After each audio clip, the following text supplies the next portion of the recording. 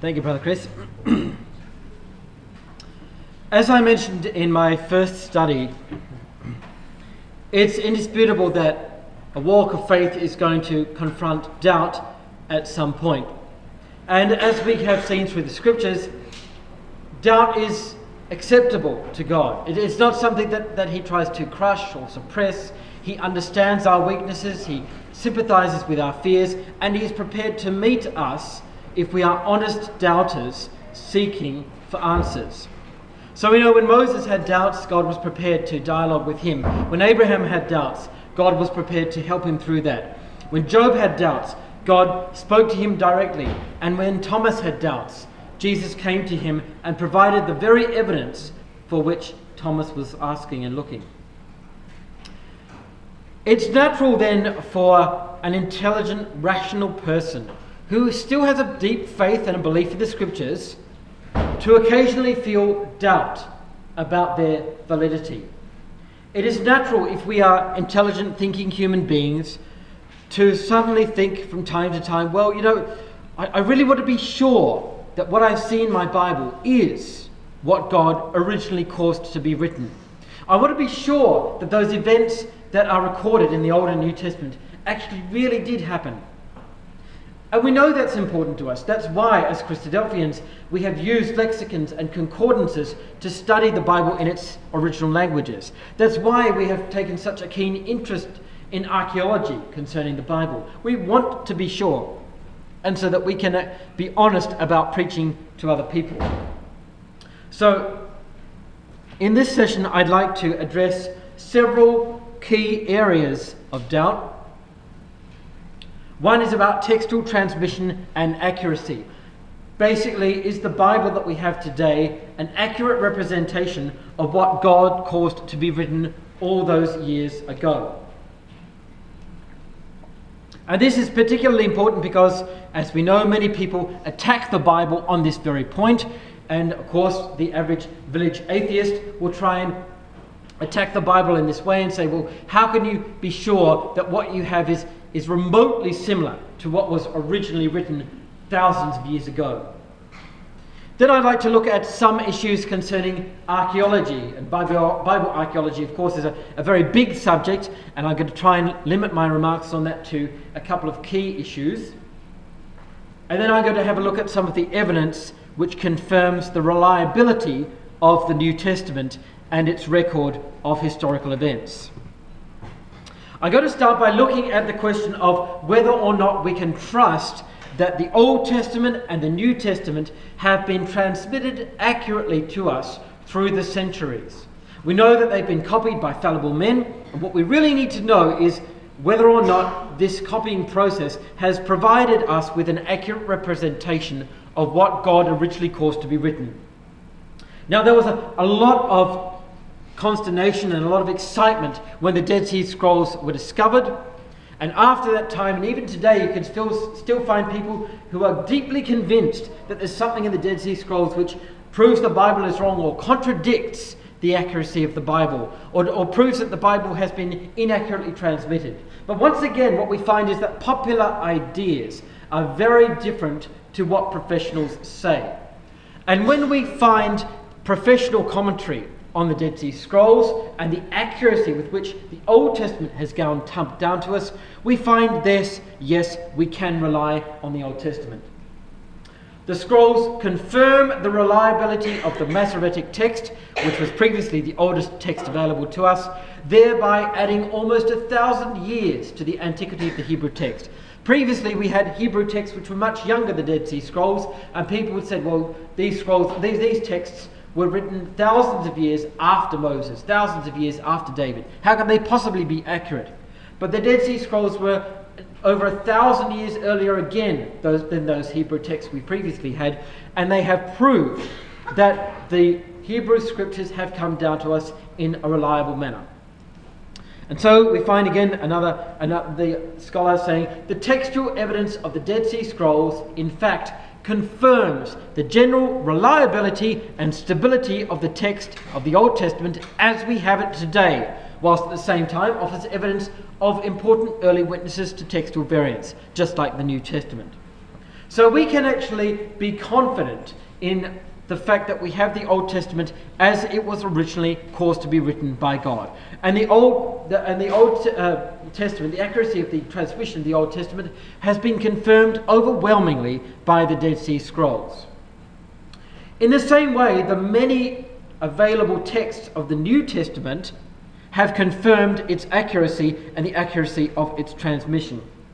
The New Testament is preserved in far more manuscripts than any other book from antiquity. And some of the ancient books like Homer's Iliad, the plays of Euripides, and the Annals of Tacitus, the first century Roman historian, are actually preserved in only a handful of books. Fewer than 700 copies of Homer's Iliad, fewer than 350 copies of the plays of Euripides, and only one copy of the first 6 books of the Annals of Tacitus, whereas the New Testament has over 5,000 manuscripts, which we can use to determine that it has been transmitted to us accurately. The Alexandrian text of the New Testament is found in manuscripts produced by scribes trained in Alexandrian scribal practices, the best of its kind in Greco-Roman times. Such scribes were schooled in producing well-crafted, accurate copies, so we can trust and rely on the New Testament as it has come down to us, having been transmitted by the best scribes available in those times. In any event, those scribes produced reliable copies that largely preserved the original wording of the New Testament writings. It is to these manuscripts that we look for the preservation of the original wording of the various writings on the New Testament. And again, I'm quoting here from standard secular scholarship. I'm quoting from professionals whose job it is to investigate these matters, professionals who have no interest in supporting the Bible, who may not have any interest in the Bible whatsoever. They're just studying the text and they're just reporting the facts. We can have some confidence in the reliability of the New Testament as we have it today. And so we find that even when we can compare all the thousands of New Testament manuscripts, we find that there is a remarkable agreement. And even among all these thousands of manuscripts, many of which, yes, have some accidental omissions or some scribal errors, we find an incredible agreement. Thus, in nearly 2/3 of the New Testament text, the 7 editions of the Greek New Testament which we have reviewed are in complete accord, with no differences other than orthographical details, that is, the spelling of names, etc., or the misuse of a few letters here and there. This result is quite amazing, demonstrating a far greater agreement among the New Testament texts of the New Testament during the past century than textual scholars would even have suspected. So in the second half of the 20th century, when even more Greek Testament texts were discovered and scholars continued to investigate them, they found that the more Greek Testament scripts, the more New Testament manuscripts and texts were discovered, the greater the agreement between them and the more reliable the New Testament became apparent. The more the reliability of the New Testament became apparent. Now, it is true, of course, that, as I said, average atheists will try and attack the textual accuracy of the New Testament in particular. And you will find that one of the people they cite in this regard is a man called Bart Ehrman. And there are 2 reasons why they cite Bart Ehrman. Firstly, Bart Ehrman used to be a Christian. He used to be a very conservative fundamentalist Southern Baptist, and then later he deconverted and is now at best an agnostic. So atheists like to quote him because they consider him unbiased. And it's true, he is unbiased. He's certainly not biased towards Christianity. And another reason why atheists like to quote him is because Bart Ehrman has been and still is one of the greatest textual scholars of the New Testament. He has been one of the authorities on the texts of the New Testament, and he is widely recognized as extremely professional and highly regarded in this field.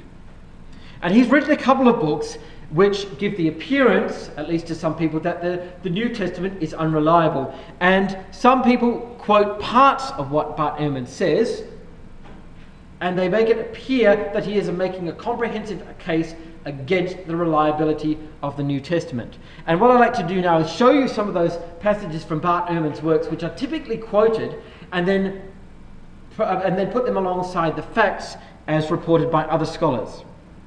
So you will find, for example, atheists will quote to you statements like this from Bart Ehrman.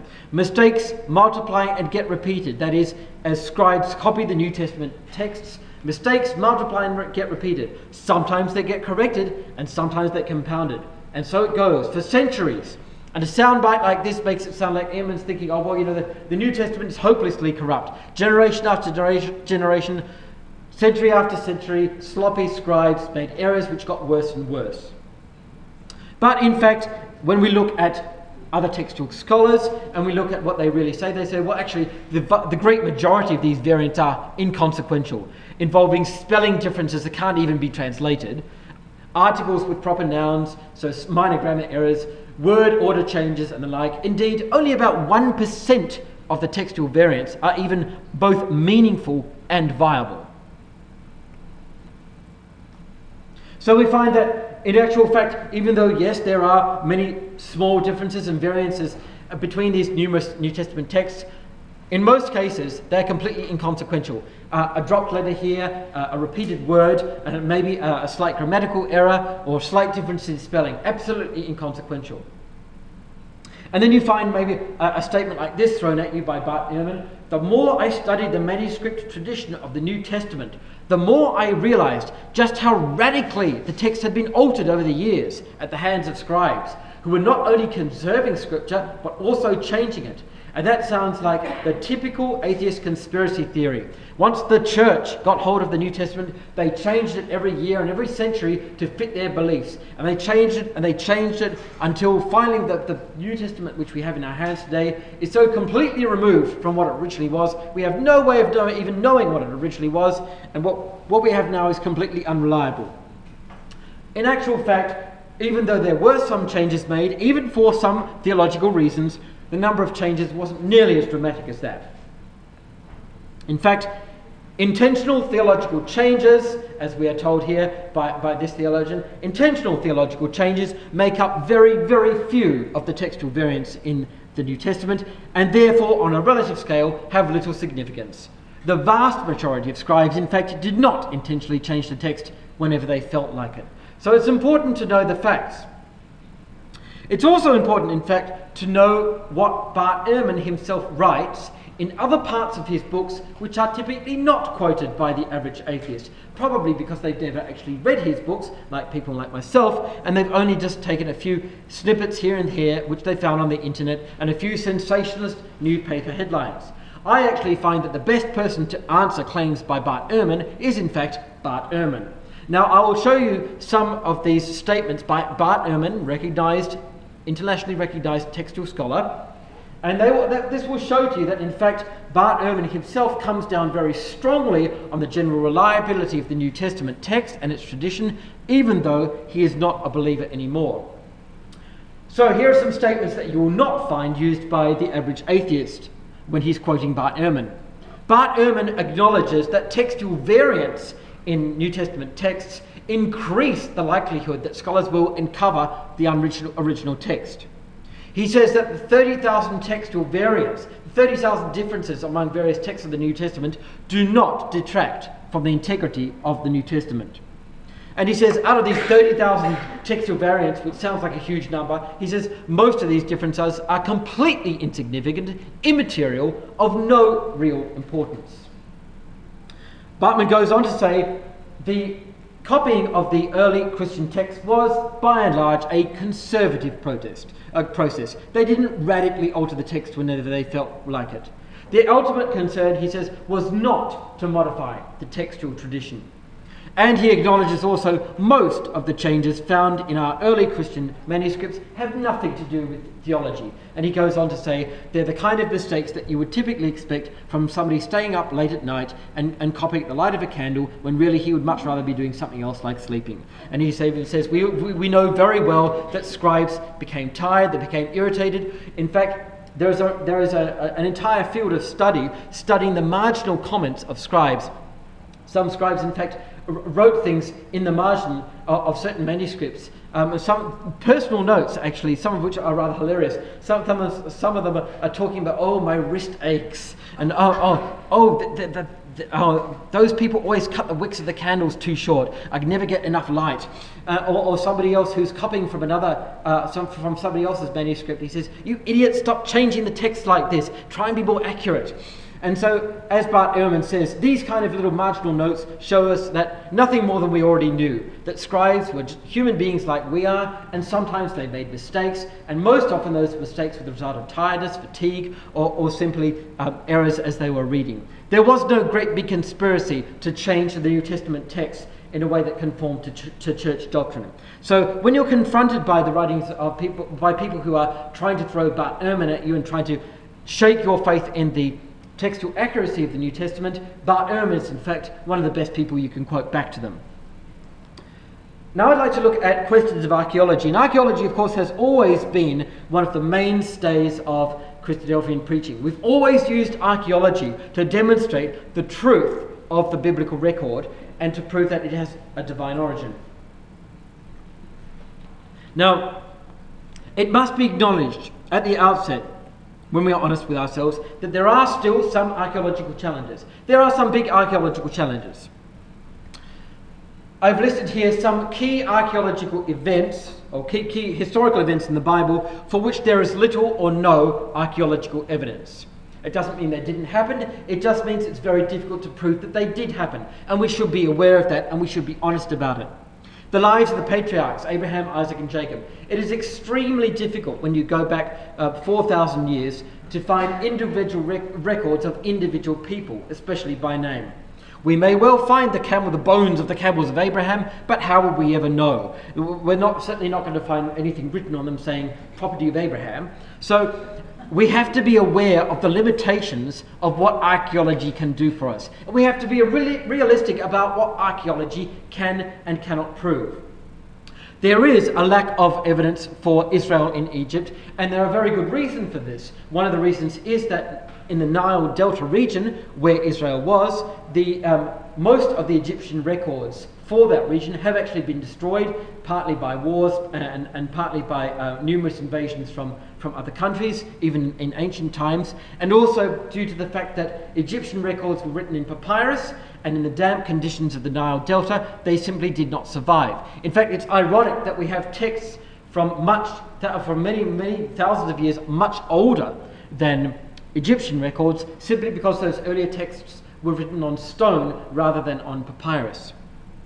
There is a lack of evidence for the Exodus and the conquest of Canaan as we have it in the Bible. We can't find records of the Egyptians referring specifically to a man called Moses. And of course, when we come to the archaeology of Canaan, we don't find records of the local people writing about this crazy man called Joshua leading these Hebrews and coming and conquering us all. And again, we have to be realistic about what the archaeological record can and cannot demonstrate. However, what we can prove and what we can see and what professional archaeologists will acknowledge is that there is good evidence that Israel was in Egypt. And there is good evidence that a body of people called the Hebrews left Egypt and entered into Canaan around the time that the Bible says. Beyond that, we are limited as to the amount of detail that we can provide from archaeology. But we do know that these events took place. There is a lack of detail concerning some details of the monarchy, some of the historical record of the monarchy. We're not going to find letters between King Solomon and the Queen of Sheba, for example. And King Solomon's temple, as we all know, has long since been destroyed, built over so many times that there is no trace of it now remaining. But given the overwhelming evidence of archaeology supporting the rest of the Bible, even these relatively major issues are not a problem in the overall scheme of things. And what we find when we look at what professional archaeologists say, especially archaeologists who are not religious and have no interest in supporting the Bible, we find there is good, solid evidence supporting the Bible. I'm going to quote now from William Dever. William Dever is a very well-known archaeologist. He's a North American archaeologist. He's a secular humanist. He has no interest in God. He's not remotely a believer. But he takes strong issue with those people who claim that archaeology does not support the Bible. He says there are some who claim that the Bible contains little or no historical information about ancient Israel. And he says, I want to combat these minimalist or revisionist views of the history of ancient Israel by showing how archaeology can and does illustrate or illuminate a historical Israel in the Iron Age of ancient Palestine, roughly 1200 to 600 BC. That is from the time just before David, all the way down to the Babylonian captivity. And he goes on to say, if the biblical Solomon had not constructed the Giza Gate and the city walls, that we would have to invent a similar king by another name. He said, there's no point, once we've got this archaeological evidence in front of us, there's no point saying, oh yes, well, okay, that evidence there seems to support the Bible, but how do you know that was really Solomon? He said, well, honestly, if it wasn't Solomon, basically, we have no other candidates. There's simply nobody else. If it wasn't Solomon, we'd have to invent another king by another name, and then you might as well just call him Solomon. And again, here's another archaeologist, Israel Finkelstein. He's another secular archaeologist who has no interest in supporting the Bible's claims. And he says, archaeological excavations and surveys have confirmed that many of the Bible's geographical listings, for example, the boundaries of the tribes and the districts of the kingdoms, closely match settlement patterns and historical realities in the 8th and 7th centuries BCE, that is before Common Era, before the time of Christ. This is remarkable because Finkelstein is one of the more skeptical archaeologists, but he freely acknowledges there is a great deal of support, archaeological support, for the biblical record. Equally important, says Finkelstein, the biblical scholar Baruch Halpern, who is another secular Jewish archaeologist, showed that a relatively large number of extra-biblical historical records, mainly Assyrian, verify 9th to 7th century BCE events described in the Bible. So he says, quite apart from the archaeological evidence on the ground, other scholars have shown that other records from other nations, such as the Assyrians, which aren't even records in the Bible, confirm events which happened in the Bible. So once again, we can go outside the Bible and we can find evidence for events which happened in the Bible. We can go to the Assyrian records, and obviously the Assyrians had no particular interest in supporting the Bible, but they recorded events and their own interactions with Israel, and their interactions with Israel and the historical evidence that they left and the records that they left show and prove to us that the Bible's historical record of these events was accurate. So in the broader scheme of things, we don't really have to worry about biblical archaeology. Yes, there are some gaps in the record, and we do need to be honest and open about those gaps. But at the same time, we don't really need to be particularly concerned that the Bible is being undermined by archaeology. It certainly isn't. Now, there is, however, one particular event described in the Bible, in the Old Testament, which remains a major point of contention. And I'm sure people are very well aware of this, and it was illuminated yet again by a recent movie directed by Aronofsky, which was the famous Noah movie featuring Russell Crowe. Curious choice, perhaps, Russell Crowe for Noah, not exactly my first choice. And he was predictably about as angry as he usually is, and as I expected he would be. I don't know why it is, but Russell Crowe always seems to be portraying angry people. I think he's just a basically angry kind of man. Now, once again, we had this story that simply won't go away. The Genesis flood story. The story of Noah, the story of the ark. It is, in many ways, the most momentous, the most dramatic of the Bible stories, and it has always been a battleground for atheists, because it is seen by many atheists as the easiest way to disprove the Old Testament, the easiest way to disprove the Bible. And if you can just nail Noah and you disprove the ark and the flood, then you've gone a long way to disproving the entire Bible. So let's face this head on and look at what we can tell from the archaeology that we have at our disposal. Let's look firstly at the ark as we see it in Aronofsky's movie. This is the ark as described and depicted in Aronofsky's movie, as we can see, apparently steam powered, and an absolutely ridiculous shape for an ark. Aronofsky, obviously not a seagoing man. Now, what I'd like to show you, when I show you later, I'm going to show you some archaeological evidence which provides a very good understanding, certainly a much more accurate understanding of what the ark would have looked like. Now, of course, we've all seen a lot of very classical European depictions of the ark, which are equally as ridiculous as Aronofsky's. But what I'd like to show you a little later is how archaeology, genuine archaeology, actually provides us with a much better picture of the ark and a much better understanding of how it would have been built. Now, one of the big issues of the ark, of course, is this question of the flood. And even in our own community, the issue of the flood has been a subject of enormous discussion. And it may interest you to know that from the earliest years of our community, starting with Brother Roberts and continuing for many decades, it was widely accepted that the ark did not, that the flood of Genesis did not, in fact, cover the entire globe. And if you'd like to have a look at a particularly persuasive article, in fact, this was the article that persuaded me that the flood of Noah did not actually cover the entire globe. This is the article written by Brother Roberts in his book, The Visible Hand of God. He provides a considerable range of evidences and puts them together, and he says that as a result of his discussion of this evidence, he said, it would seem reasonable to conclude that the flood was coextensive only with the Adamically inhabited portion of the globe. In other words, the flood only covered that area of the earth which was populated by people. He said there are facts that compel such a conclusion, and for several pages he goes into all the various scientific facts which lead him to this conclusion. And he says, as all facts are of God, they must be in agreement. Now, I'd like to recommend that article to you if you are remotely interested in this, but it is important to realize that this was the earliest Christadelphian interpretation. The earliest Christadelphian interpretation of the flood after Brother Thomas was that of Brother Roberts, and he held, for reasons which he explains very ably in The Visible Hand of God, that the flood was geographically local, that it only covered the area in Mesopotamia where man had spread, and it did not cover the entire earth. And he gives many reasons for this, and I invite you to read those, since I can't go into all of them in detail right now.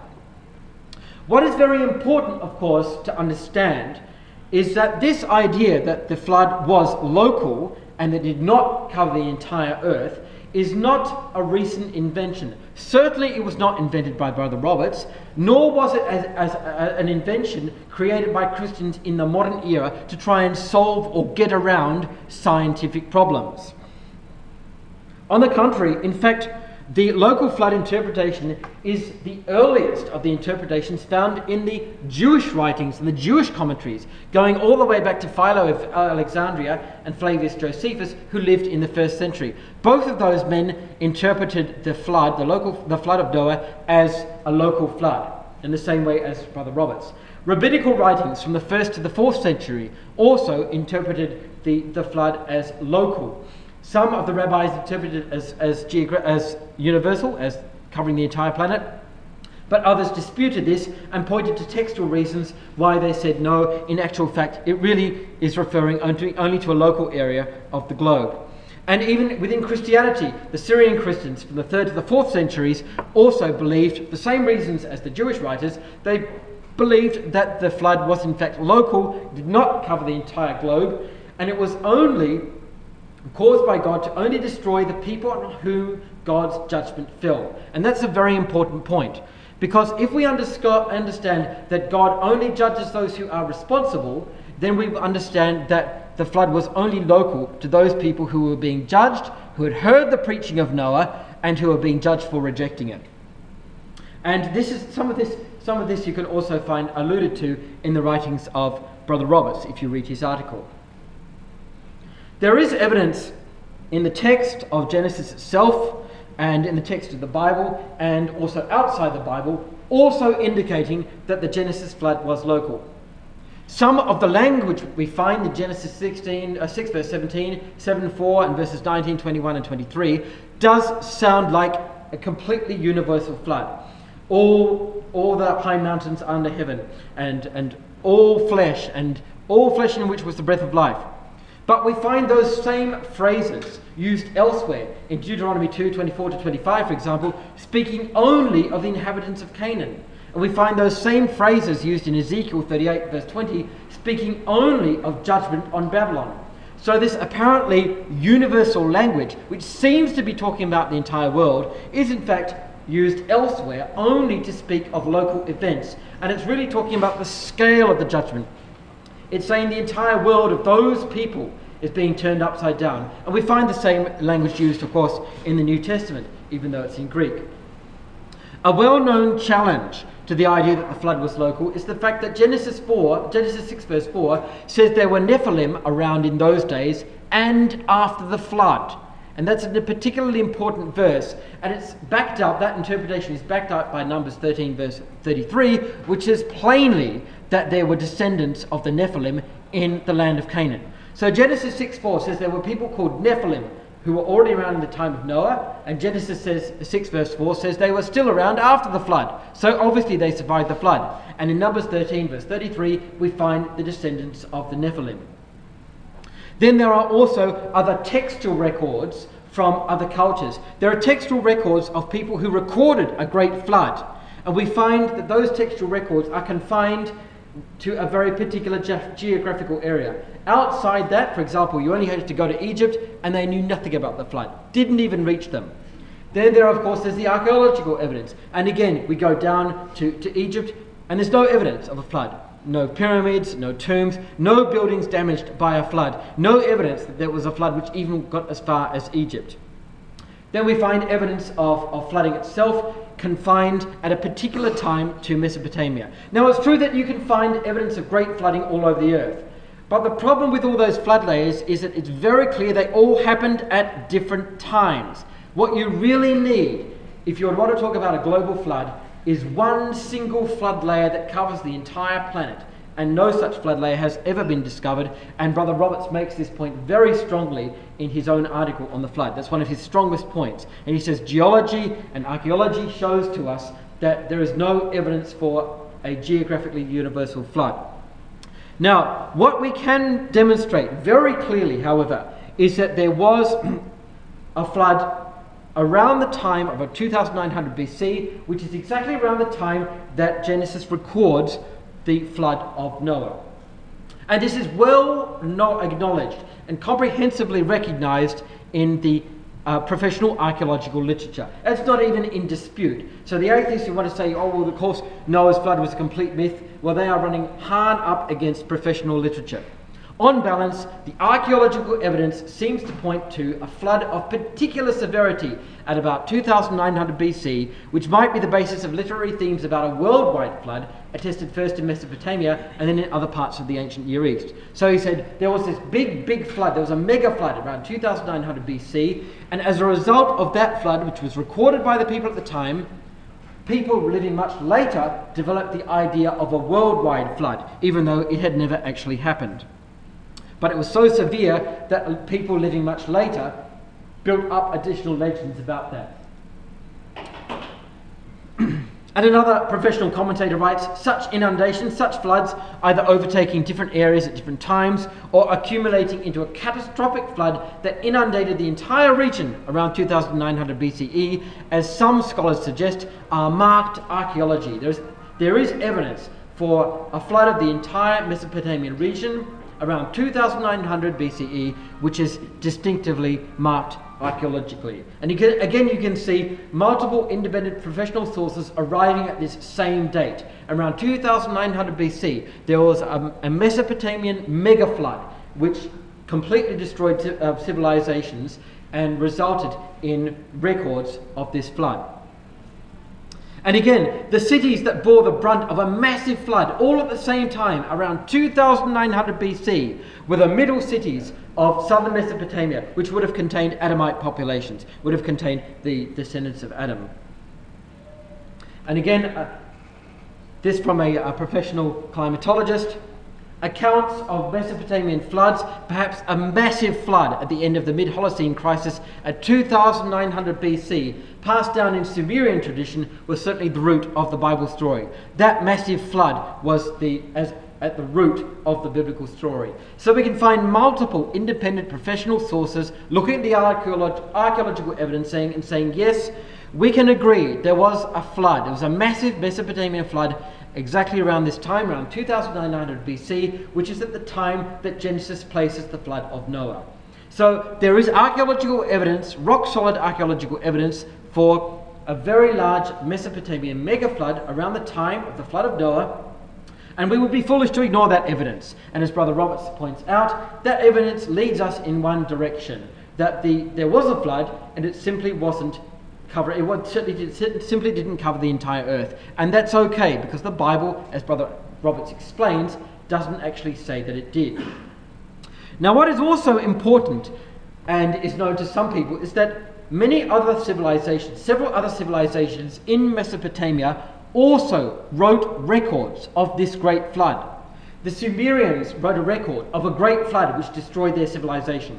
The Akkadians left a record of a great flood which destroyed the civilizations before them. And the Assyrians, living much later, left a rather mangled record of a flood which clearly had never happened to them, and it was by their days simply a distant memory. Now, what is important is some of these records were indisputably written before Moses. The Sumerian record dates to around, the earliest texts date to around 2400 BC, which is certainly before the time that Moses lived. So there are other cultures which recorded this particular flood, and they wrote about it before Genesis did, before Genesis was written. Now, some people find that that's a little bit of a challenge, but in actual fact, you'll find, again, if you look at the Christadelphian magazine, our early brothers actually knew about this in the 19th century. When these clay tablets were discovered, our early brothers said, wow, look, other cultures wrote about this flood that occurred in Mesopotamia, and wow, these records are even older than Genesis. And they didn't see this as a threat to the Genesis record. They said, this proves the Genesis record. This is exactly what we would expect if there was a flood at that time, and some people survived it, and they left a record. This is an independent witness to the Genesis record of a flood at that time. And we should be grateful that we have that archaeological evidence, because it proves that the Bible knows what it's talking about. Now, what is remarkable is when we compare those other cultures' records of the flood, we find that when we compare them to the Genesis record, they stack up very badly. And what we find is the Genesis record is unique in having a far more believable account. So when it comes to who really had the most accurate source of information about that flood, it becomes very apparent that the Genesis record had a unique access to a reliable source. Now let's have a look at this. We have here the Sumerian record of the flood, the Akkadian record of the flood. Then many centuries later, more than 2,000 years, nearly 2,000 years later, the Assyrian record of the flood, which is remarkable because the Assyrians, of course, never experienced this flood, and the Assyrians were a landlocked nation which never experienced big floods anyway. And theirs, we find, is only a distant memory, and theirs is the least accurate record of all. And what we find is that the Genesis record is the only record that shows any connection with reality. The Sumerians and Akkadians both say that Noah had only 7 days to build the ark, which is quite ridiculous. And in Genesis, we're simply not even told. We can surmise from the text he may have had up to 100 years, but we're simply not told. Certainly the Assyrian idea that he only had 2 days is particularly ridiculous. And as you'll see, the Assyrian record, written much later than the others, is wildly inaccurate in its detail, and it was obviously written by Assyrians who had never even seen the beach. In the Sumerian and Akkadian records, we find the rain lasted 7 days and 7 nights, which simply isn't enough to generate the amount of water required. In the Assyrian record, we've only got 6 days and 7 nights. In the Genesis record, it's a far more accurate 40 days and 40 nights. What's very important is that we know from the meteorological conditions of Mesopotamia that 7 days and 7 nights is not enough. But what we also know from the meteorological conditions of Mesopotamia is that a flood and flood conditions, rain conditions lasting over a month are entirely possible and have been recorded. So again, Genesis is connected directly with reality, whereas these are not. The rain conditions, the conditions of the flood, are described as heavy storms in the Sumerian, Akkadian, and Assyrian records. And they describe the ark being tossed and jumping up and down on the waves, dramatically being turned over and tumbled, which is utterly ridiculous, since these kind of rain conditions could never create storms of that magnitude, because Noah was simply, and the ark was simply not out on the open ocean. Genesis, in particular, requires a far more modest it provides a far more modest and sedate description of extremely heavy rains, but no amazing storms, thunder and lightning, and the ark jumping up and down from wave to wave. Very dramatic, but not remotely in the realm of reality. When it comes to the materials of the ark, again we find something curious. The Sumerian, Akkadian, and the Assyrian records are wildly inaccurate. The Sumerians don't even know what it was made of. The Akkadians and the Assyrians both say it was made from reeds. Now, you could try and build an ark the size of Noah's with reeds and pitch, and just let me know how you go. What the Assyrians and the Akkadians did not know, because they never made ships this large, is that there's a structural limit to reeds. You can build them of a certain size, after that they simply fall apart, because reeds are not strong enough. Instead, in the Genesis record, we have an entirely accurate record of an ark which was made with timber and pitched with pitch. So we find reeds and pitch in the Akkadian and Assyrian records, because this was people who only ever built ships and small barges out of reeds, and all they were doing was copying or thinking about a story. They were reinterpreting an event the best way they could, and they didn't have access to a reliable record of what really happened. All of the sources record that the ark was enclosed, which is interesting. But two of the records, the Sumerian and the Akkadian record, do not describe the shape of the ark. That's important because they don't have access to accurate information about what the ark was really like. The Assyrian record, of course written by a landlocked Assyrian who had no clue about what boats are supposed to look like, happily describes to us the ark as the shape of a cube, which is about the worst shape you could possibly imagine for a boat. This guy's obviously never even seen a boat. Whereas the dimensions, the clear dimensions given in the ark and the shape of the ark reveals to us a very stable barge built along the same kind of lines as modern barges today. Again, in the Sumerian and the Akkadian records, we find no details given of the ark's construction. The Assyrian mixes up a great big mess of details. It's got punting poles, which is ridiculous because there's nobody sitting on the outside trying to propel this thing down the river. It's got rooms and it's got 7 decks, but he doesn't know why. Punting poles, this again demonstrates to us that this Assyrian is simply describing the boats he's seeing floating down the river. There's no way an ark the size of this could possibly be propelled by men using punting poles. Genesis, of course, describes that the ark was built with rooms and 3 decks and understands exactly what the function of those rooms were. And again, the Sumerian and the Akkadian descriptions of their ship, they don't have access to accurate details. Look at all these details they simply don't know about. They don't know the shape. They don't have any details of the internal construction. They don't even know the dimensions. The Assyrian makes a wild guess at 55 meters cubed, which is completely unrealistic, and of course utterly impossible for a ship. The Genesis record describes an extremely large ship, which is, however, of dimensions which are realistic for a barge. So we find that key details revealed in the Genesis record show that it is unique. It has access to a genuine historical source. The material used, the size and the shape of the ark is far superior to the other records, some of which don't even know the details, and some of which provide details which are utterly unrealistic.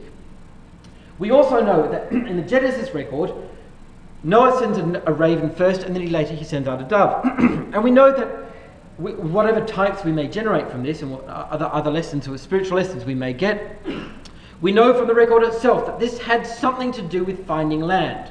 Now what's important is that when we have a look at information and the archaeological information from that era, we can find that this was actually standard naval practice. When Mesopotamian ships were going out in the open ocean, they used to send out a raven first and then a dove. They would send out a raven during times when they couldn't see land, because a raven would fly very high, and then as soon as it spotted land, it would fly directly towards it, and that would give you a reliable indicator of where land was.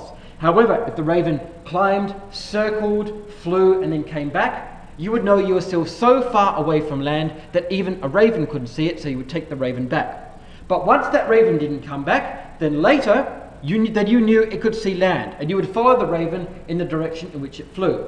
Later, when the raven had already outstripped you and you were still traveling in this direction, you would send out a dove, because a dove was a short-range animal, and the faster it came back to you, the further you knew you were from land. And when finally the dove didn't come back to you, you knew that you were very, very close to land. And so this important detail found in Genesis shows that this is attached to a genuine historical event. Noah is doing what people really did do in those days. Now, what is remarkable is that the other records, the Sumerian, the Akkadian, the Assyrian record, they have no idea what to do with this.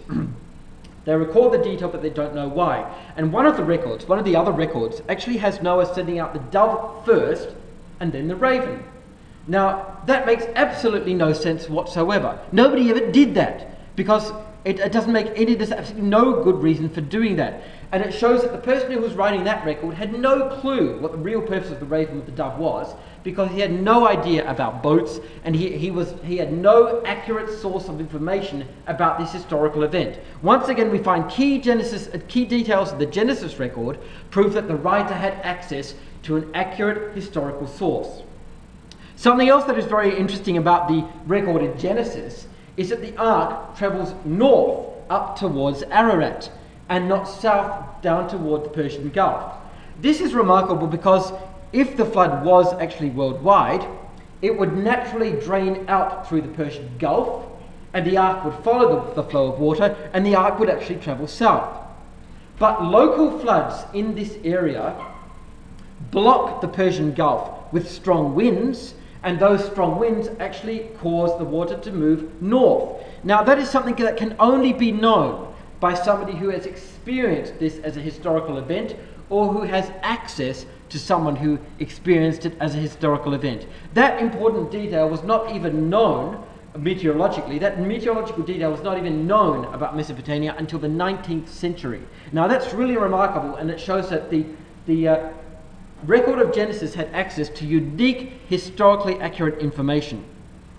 Not only that, but all those strange dates and times that we find in the Genesis record, the second month and the 17th day, the third month, the 7th to the 10th months, all those strange dates that we find, when we look at those dates, we can reliably match those dates up to specific meteorological events in Mesopotamia. And then suddenly we realize that date information in the Genesis record gives us an understanding that shows that the Genesis record was really using accurate historical information. We find that the flood starts in the second month on the 17th day of the month. Now, this is the season of spring, and during this time in Mesopotamia, this is the time when you would get danger of a mega flood.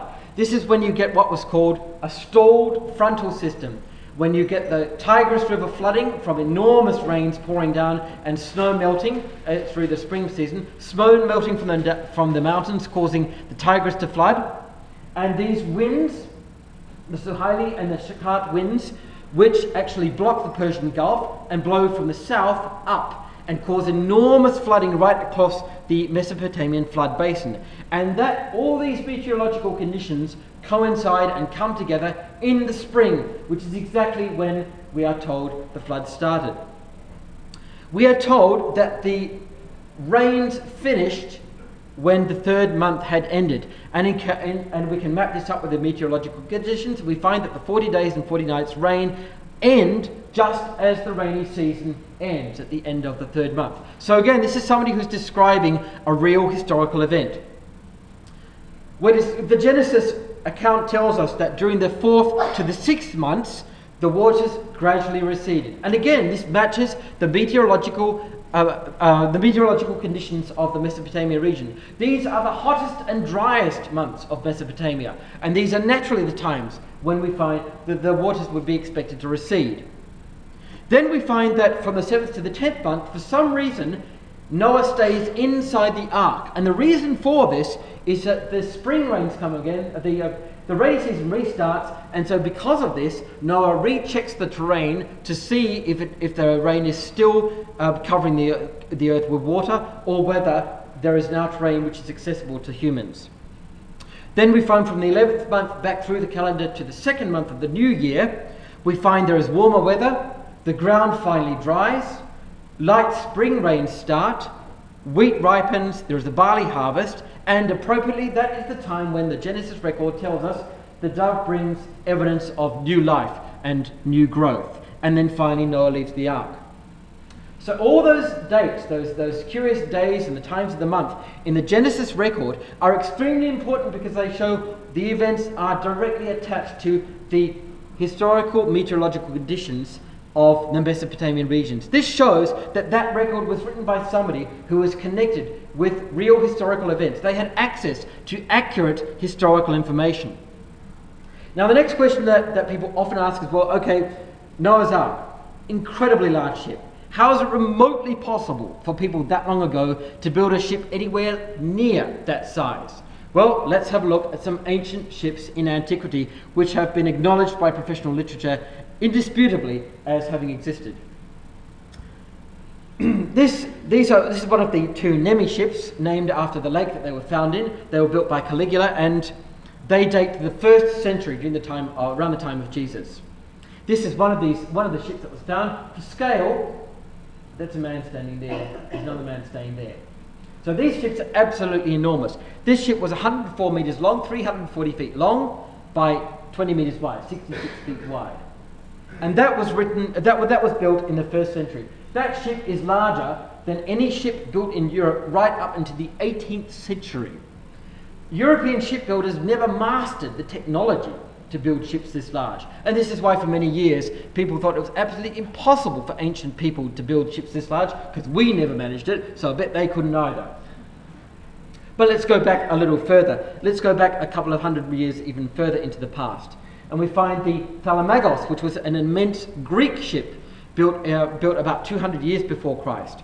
And this one was even larger. It was 114 metres long, 377 feet, and around the same kind of dimensions. And I'm not talking about mythical ships. I'm not talking about ships which are only found in Greek legend. I've done the research and I can provide you with plenty of professional references. I can provide you with plenty of academic articles and books saying it's indisputable these ships actually existed. There's no dispute among historians that these ships really existed. And there's archaeological evidence for some of them, and there is textual evidence and historical evidence for some of them as well.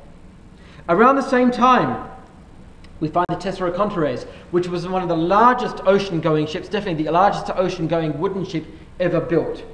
And this thing was absolutely enormous. This was approaching the size of the Ark. It was 128 metres, 420 feet long, and 17.5 metres wide, or 58 feet wide. And you can see what is also remarkable is that the dimensions and that the proportions of these ships are remarkably similar to the size of the Ark, to the dimensions of the Ark. Extremely long, but always within these same kind of proportions, with a breadth of around 20 metres, or 50 to 60 feet, 58 to 60 feet. So it's remarkable that not only the size of the Ark is found in ancient ships, but even its proportions. But let's not stop there. Let's go back a little bit further. In fact, let's go back over 1,000 years. Let's go back to 1,480 years before the time of Christ. And now we are getting pretty close to the time of Noah. This was an obelisk barge built by the Egyptians. It was built under the reign of Queen Hatshepsut, and she built it to transport those giant obelisks down the Nile River. This thing was around 140 metres long. This thing was even larger than the Ark, 32 metres wide, around 104 feet wide. Now, we could see that there's one obelisk here. There are two obelisks carried. You can see a pointy end here, another pointy end here. There are two obelisks, and they are being carried end to end. This ship is remarkable because of the amount of historical evidence we have for its existence. Firstly, we have this actual mural on the side of an Egyptian building. We actually have an image of it carved into the side of this Egyptian building, so we know what it actually looked like. Secondly, we find that it is carrying two of these obelisks end to end. And the reason why that is useful is because one of those obelisks is still standing today. And because we know how long one of those obelisks was, we know how long two of them were. And this is one of those obelisks. There it is there. Let's go down until we find a person standing there. So that ship, as we can see clearly, was carrying two of these things end to end. So it's very easy to get a rough estimate of how long this ship actually was. You take one of these, you double it, and then you add some extra length for the prow and the stern of the ship, just as the requirements of the ship would indicate, and the illustration given here indicates. And then you get a very reliable indication of exactly how large this ship was. And there's no dispute among professional historians that this ship actually existed. There's a clear record of it, there's an actual depiction of it, a visible depiction of it, there's a record of how long it was, and we have one of the obelisks showing us clear physical evidence of exactly how long this was. So there is clear physical evidence that in fact the ark, the size that is described in the Genesis record, definitely could have been built, and in fact the ancient people were capable of building these ships and even larger ships, and there's indisputable historical evidence for this. And this is extremely important because the Genesis flood, and in particular the record of the ark itself, is, as I've said previously, comes at a particular attack by atheists. But we have good, solid, reliable archaeological evidence from a range of professional sources which provides us with good reasons for believing the record of the Genesis flood, and for understanding that it is far more accurate than any of the other ancient records of that flood. Now I come to the third section here. I don't want us to spend too much time on this because I know we are starting to run short of time. What is important, what I want to show to you are a few sources of information which can provide us with reliable information indicating the history of the New Testament, particularly in the book of Acts and also in the book of Luke, is reliable. There's one author you will find quoted by some earlier Christadelphians called Sherwin White. He wrote in the 1960s. He was a historian, but his work is now considered unreliable. Not only that, but he's not particularly useful for proving the accuracy of the New Testament, because as far as he was concerned, Luke apparently sometimes made mistakes, and he was also prepared to say that Luke was a bit of a propagandist and exaggerated things. So if you see Sherwin White quoted as an authority on the history of the New Testament, you should be a little bit skeptical. He's quite prepared to admit that Luke made mistakes. And also he considers that Acts is a bit of a propaganda narrative which is subject to distortions by its author. In any case, Sherwin White, who wrote in the 1960s, is now considered by professional historians to be way out of date, and there are far more modern, reliable historians which we can use to prove the Acts record is accurate, and the New Testament history is also accurate. It's true that the book of Acts and the book of Luke have both come under fire, and people have challenged their historical accuracy. But, as this commentator says, at the same time it must be admitted that such indictments against Luke as a historian are not so firmly based as is sometimes claimed. And in fact, recent examination of that evidence has encouraged a much more positive assessment of the historical reliability of the book of Acts. And what you will find when you examine the professional literature, and I'm talking about secular scholars, I'm talking about people who don't even believe in the Bible. Ludemann, this Bible scholar, Ludemann, he is actually an atheist. He doesn't even believe in the Bible. But he is prepared to believe that yes, there were appearances of the heavenly Jesus in Jerusalem. These are Ludemann's own words. Now we might find that extraordinary claim, a statement from an atheist. So Ludemann acknowledges there is clear, undeniable historical evidence that there were men who were preaching a risen Jesus. He says, we can't deny there's evidence for that. And we can't deny that they saw something. So he says, well, I think they just had some kind of hallucination.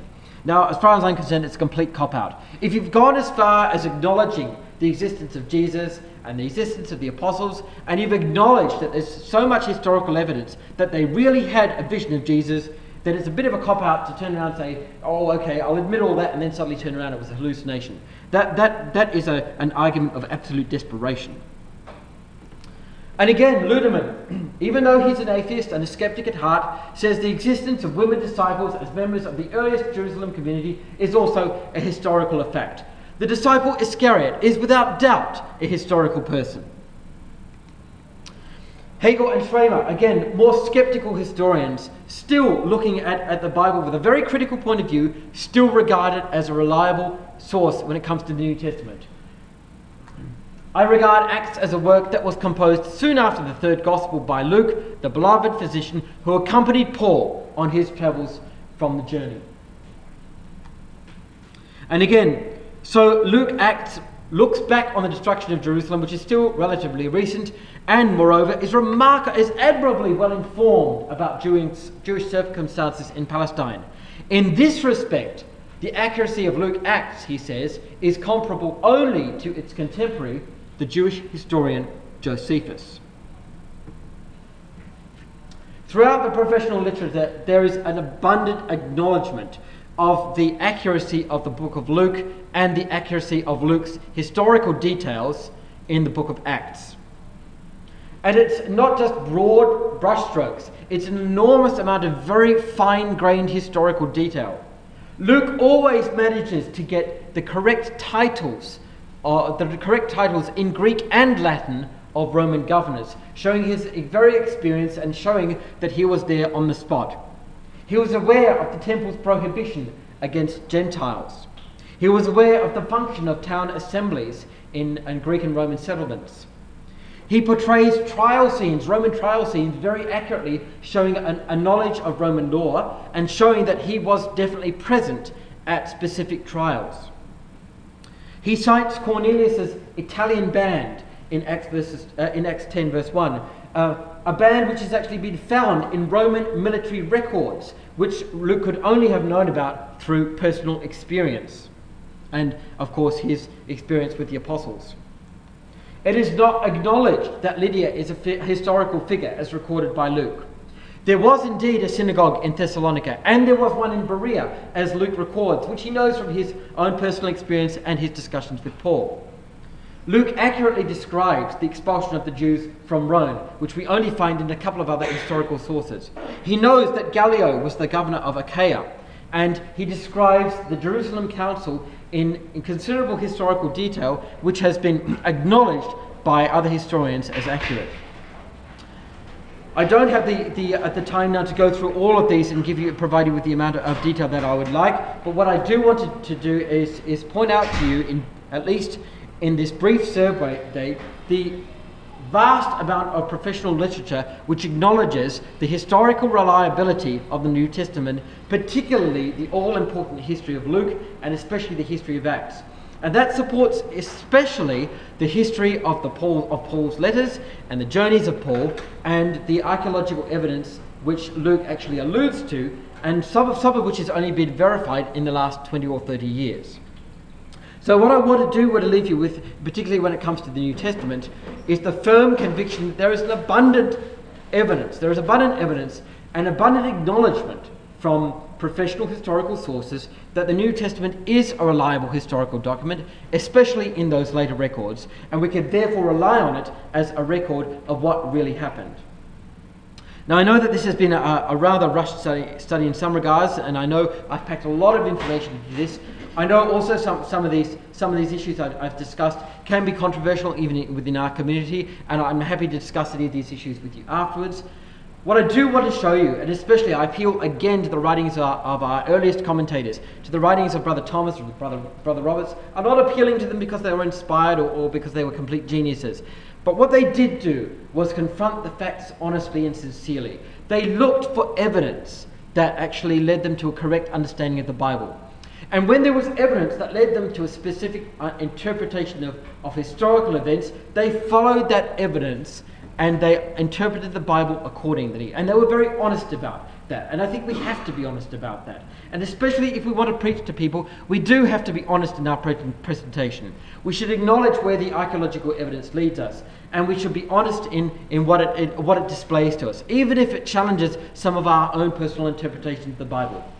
Like for myself, for example, I freely acknowledge that for many years I believed the flood was was global, covered the entire earth, until I read that incredibly persuasive article by Brother Roberts. And in one stroke he convinced me to a completely different view. And it was because of his calm, reasoned, evidential approach. And nobody had ever done that before for me. And I respected that. And that is the kind of honesty, brothers and sisters, that we need to have when we face the archaeological record. And we do need to do this to be honest to ourselves, to be honest to our young people, and to be honest to the people to whom we preach.